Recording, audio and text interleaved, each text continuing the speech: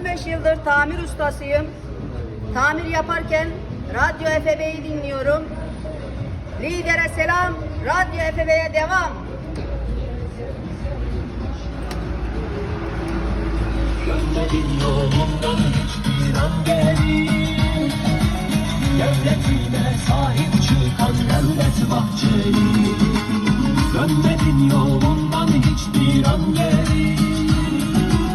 Devletine sahip çıkan devlet Bahçeli.